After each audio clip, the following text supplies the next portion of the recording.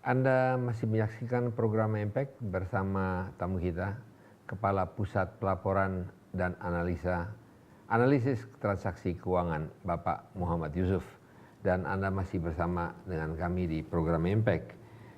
Tentunya korupsi merupakan satu hal, tapi korupsi biasanya adalah sesuatu yang dilakukan secara tidak sah atau mungkin criminal act, di mana tentunya banyak juga terlibat pembayaran atau uang cash ataupun transfer ataupun cek, dan inilah merupakan sesuatu yang biasa ditelusuri oleh pihak PPATK. Kami melihat juga bahwa banyaknya ada rekening gendut PNS sampai korupsi di lembaga-lembaga tertinggi negara. PPATK berhasil mengungkap banyak transaksi mencurigakan. Bagaimana cara lembaga ini bekerja dengan mereka menjaga independensi mereka terhadap kekuasaan negara? Kita tanyakan kepada Pak Yusuf. Satu lembaga yang independen? Ya. Bapak dipilih oleh? Saya tidak dipilih, jadi mekanismenya itu pimpinan KPK, PPATK yang lama menjadi figur dengan cara meminta informasi ke semua stakeholder terkait. Kemudian dia memilih orang, diusulkan kepada presiden. Tentu tidak cuma satu nama, ada 3 nama dengan segala penjelasannya. Kemudian presiden juga mengutus beberapa perangkatnya seperti BIN, kemudian lagi panitia yang ada di Sekap, dan tentu Bapak Presiden sendiri melakukan evaluasi, termasuk saya pernah dipanggil. Dengan cara begini maka kita melihat bahwa tentunya pada saat kalau kita usulkan orang yang tidak kompeten akan tereliminasi. Kemudian kita mengucapkan sumpah, jadi kita bukan disumpah, kita mengucapkan sumpah di hadapan presiden dengan cara begitu bahwa kita tidak tergantung pada pihak penyumpah. Ya. Dia terpilih dari beberapa orang, dipilih oleh presiden dan dipilih. Kriteria-kriteria yang Bapak sampaikan tadi dibicarakan pada waktu dilakukan wawancara. Ada wawancara khusus yang saya sendiri semula tidak tahu. Bahkan saya meminta kepada Pak Yunus. Saya bilang, Pak Yunus, Bapak sebentar lagi selesai. Bapak harus mencari figur. Saya bilang, saya sebutkan nama pada saat itu beberapa nama. Tapi semua tidak masuk dalam kriteria beliau. Kemudian pada saat kami lakukan kunjungan kerja ke Palembang, dia bilang sama saya, Pak Yusuf, saya sudah baca buku. Di buku itu ada satu yang bisa saya petik, bahwa seorang pemimpin yang baik itu harus menyiapkan kader. Setelah saya melakukan penelitian dan saya sholat istihara, bila saya jatuh ke Anda, apa Anda siap? Masih bilang, saya terima kasih Pak, saya siap.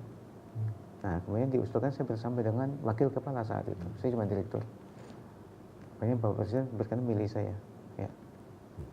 Baik, Pak, tadi kita katakan banyaknya rekening gendut PNS. Ya. Bagaimana sebuah transaksi keuangan itu dianggap mencurigakan? Ya, jadi dari pasal 1 angka 5 huruf A, suatu transaksi dianggap mencurigakan yang menyimpang dari profil. Profil itu ada 2. Angka 1 sampai 5 huruf A maksudnya? Pasal 1 angka 5 huruf A.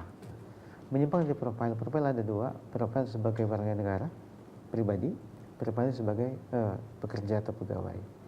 Katakanlah saya adalah orang Indonesia, bekerja di Indonesia, so my income must be in rupiah. Tiba-tiba sekarang saya transaksi dolar, euro, ringgit, maka ini menyimpang dari profil saya sebagai pribadi. Kemudian sebagai pegawai itu jelas per bulan terima gajinya. Dan biasanya dia terima gaji, dipakai belanja, masukkan ke bank pasti cash, sisa belanja kan. Kalau sekarang terima transfer terus, ini menyimpang. Ukuran berikutnya adalah menyimpang. Dari mana Bapak tahu dia terima transfer? Kan catatan dari bank itu. Bank itu ngirim pada kita, lengkap. Ada yang store tunai, ada yang transfer, ada yang dari travel check. Begitu. Jadi tidak bisa dibohongin. Nah kemudian tidak ada kerahasiaan Bang. Kalau untuk PPATK pasal 28 dia tidak boleh ada rahasia, bebas. Pasal 45, pasal 28 PPATK itu tidak terikat pada rahasia pihak manapun, termasuk pajak. Ini kelebihan undang-undang TPPU. Kita mencoba begitu. Pajak tidak boleh, PPATK yang boleh. PPATK itu bebas dari segala rahasia. Selama ini yang ada rahasia itu untuk perbankan, kemudian untuk pajak itu nggak boleh. Tapi untuk kita semua tidak berlaku, semua bebas. Kita harus masuk.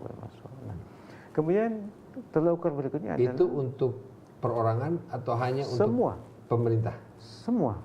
Jadi apapun transaksi yang masuk kategori diperlukan PPATK, maka yang punya informasi wajib menyerahkan pada kita. Nah, dengan cara bisa kita surati atau kita turun mengaudit. Nah, jadi kembali masalah tadi yang mereka harus melaporkan langsung tanpa yang melapor diminta melapor. Jadi Yang ada melapor uang bank. masuk langsung lapor. ya yang melapor bank. Jadi yang bersangkutan tidak tahu diri yang dilaporkan. Nah, sekarang pasal 17 ayat 1 huruf A dan B, kalau selama ini cuma perbankan yang melapor sama penyedia keuangan namanya, tapi sejak Maret 2012 kemarin, saya mengeluarkan surat edaran baru, termasuk penyedia barang dan jasa, agent properti, car dealer, jewelry seller, auction, wajib lapor pada kita. Kenapa? Karena kita menemukan bahwa ada beberapa koruptor yang menaruh duitnya dengan cara beli aset. Bapak ngomong koruptor ya? Yes. Koruptor. Ya. Koruptor yaitu uang negara ya? Ya. Ya. Dengan membeli aset. Ya. Kalau sekarang tidak cuma uang negara, termasuk penyalahgunaan kewenangan oleh pabrik seperti terima suap.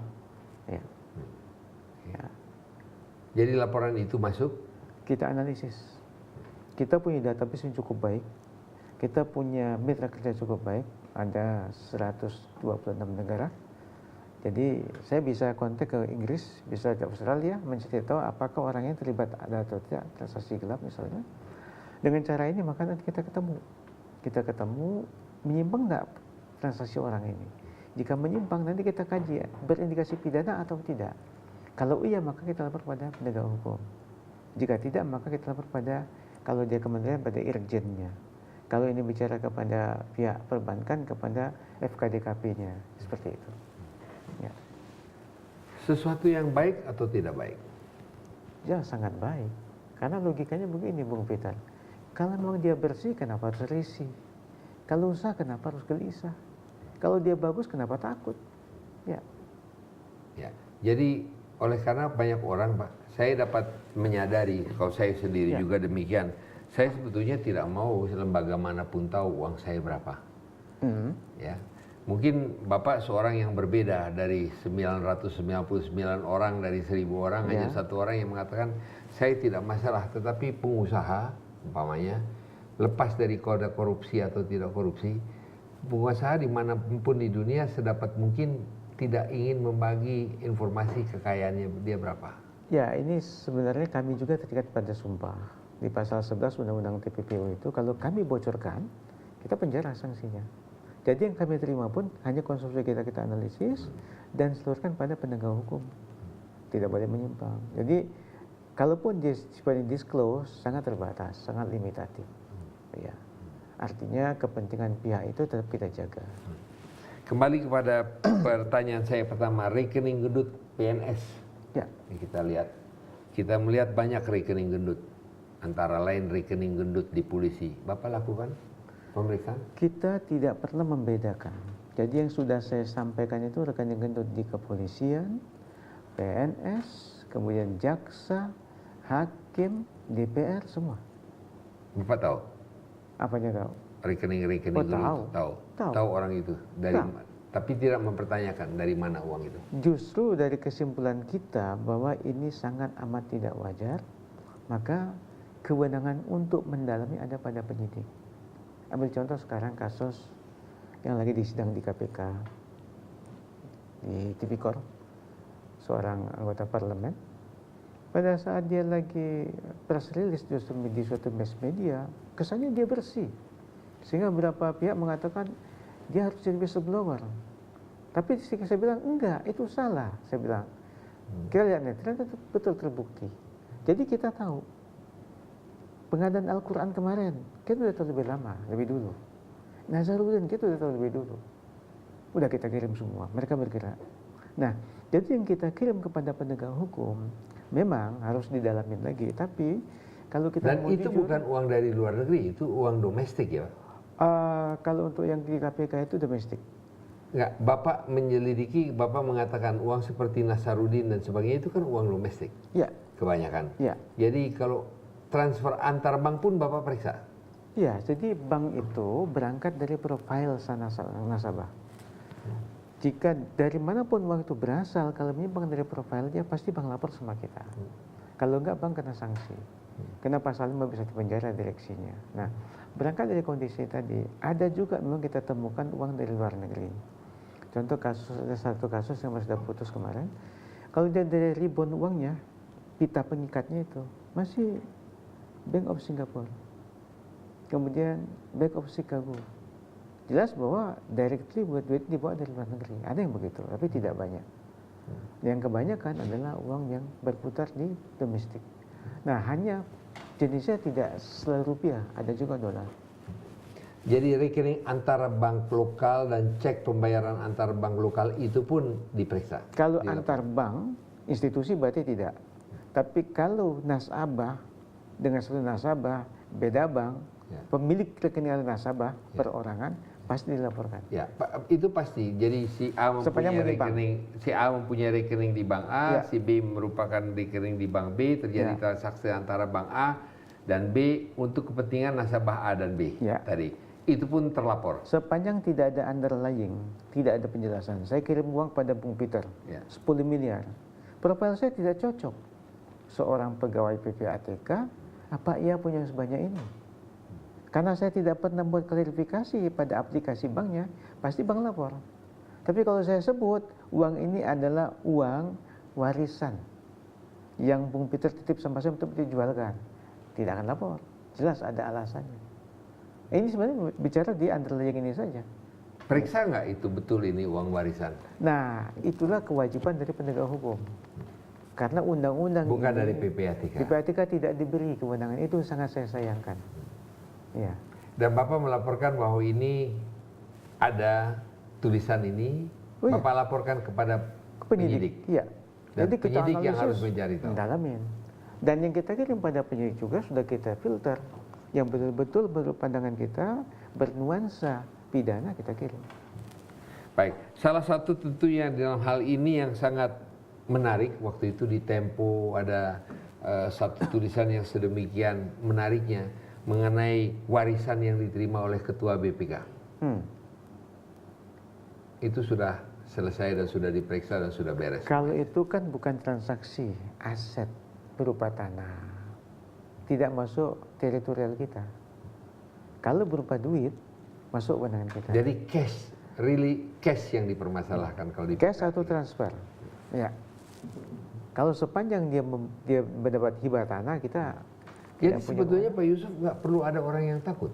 Kalau sebetulnya pengusaha pun tidak perlu takut. Kalau profilnya memenuhi itu aman, dilaporkan, meskipun dilaporkan PPATK ini orangnya. Ya, jadi aja. Begitu kita terima laporan dari bank, tidak serta-merta ini menjadi pidana. Kita kaji dengan teliti, karena kita tidak mau merugikan nasib orang. Kita tidak ingin namanya dosa. Tidak ingin merugikan nasib orang. Ya, dan harus menjaga reputasi perbankan dan bisnismen. Kita baru akan kirim kalau memang signifikan. Dan rata-rata yang kita kirim memang ya, saya ambil contoh kasus Nazarudin, kasus Won, kasus Zulkarnain, kasus Sheikh Pelawat, semua dari kita. Ternyata betul kan? Kita jeda sebentar. Baik. Masih bersama dengan Bapak Muhammad Yusuf dan menurut hemat kami apa yang disampaikan oleh beliau adalah satu keterangan yang mungkin buat saya sendiri kadang hari juga belum begitu jelas, tapi kelihatannya apa yang disampaikan di sini merupakan sesuatu yang perlu disimak oleh kita semua. Pembahasan mengenai transaksi cash, pembahasan mengenai PPATK tersebut sendiri, pembahasan mengenai rekening gendut, pembahasan mengenai warisan yang diterima, semua itu yang kita baca di koran. Dan semua itu ada jawabannya. Dan sebetulnya seperti yang kita sampaikan tadi yang dikatakan oleh Pak Yusuf adalah data-data rekening gendut seperti pertanyaan-pertanyaan yang banyak masuk, ada datanya, tapi adalah tugas bukan dari PPATK, tapi tugas daripada penyidik yang untuk menjalani penelitiannya. Masih bersama dengan program Impact, kita akan kembali bersama Anda setelah beberapa pesan berikut ini.